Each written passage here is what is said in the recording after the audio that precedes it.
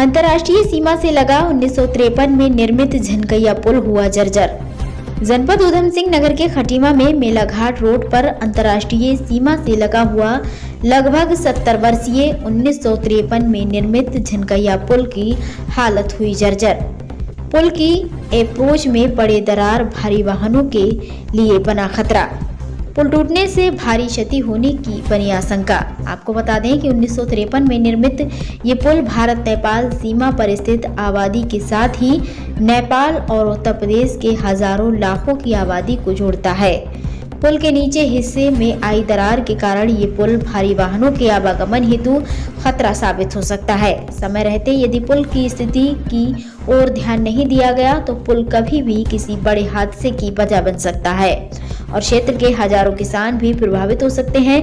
वहीं पुल टूटने से भारी क्षति और परेशानी का सामना करना पड़ सकता है, जबकि इसकी जर्जर हालत को देखते हुए स्थानीय लोगों द्वारा कई बार आवाज उठाई गई, लेकिन शासन प्रशासन इस संबंध में कोई ठोस कदम उठाने को तैयार नहीं। स्थानीय लोगों ने बताया कि इस पुल के टूटने से भारी क्षति हो सकती है। साथ ही इस पुल की कई बार अस्थायी मरम्मत भी हो चुकी है। कुछ समय पहले PWD द्वारा भी इस पुल पर भारी वाहनों की आवाजाही पर रोक लगाया गया था, जबकि भारी वाहनों का आवागमन लगातार जारी है। वहीं इस पुल के पास शारदा तट पर गंगा स्नान का भारी मेला भी लगता है और पूर्णागिरी मेले के दौरान इस पुल से प्रतिदिन हजारों लोगों और वाहनों का आवागमन भी रहता है। ये पुल हमारे अंतर्राष्ट्रीय नेपाल सीमा को भी जोड़ता है और इससे आवागमन होता रहता है और दोनों देशों का व्यापार इसी रोड से होता है और इसी पुल के ऊपर से होता है। ये पुल क्षतिग्रस्त है, कभी भी ढह सकता है और जैसे ये ढहेगा तो कई लोगों की जान माल की इसके अंदर खतरे में आ जाएगी। आज से 2 साल पहले भी ये क्षतिग्रस्त हो गया था। उस वक्त PWD ने इसको रिपेयर करके चला तो दिया था, पर 15-20 दिन के लिए यहाँ पे इसको बंद कर दिया था हैवी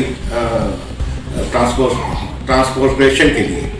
हमारे यहाँ गन्ने की ज़्यादा उपज होती है और गन्ने के द्वारा ट्रकों के द्वारा गन्ना जाता है मिल के अंदर और एक ट्रक के अंदर 300 से 400 कुंटल गन्ना जाता है। ऐसे वक्त में यदि ये पुल को ढहा जाए तो एक तो आवाजाही रुक जाएगी और हम जो लोग यहाँ बैठे हैं, जो किसान लोग हैं, उसका गन्ने का सप्लाई भी रुक जाएगी।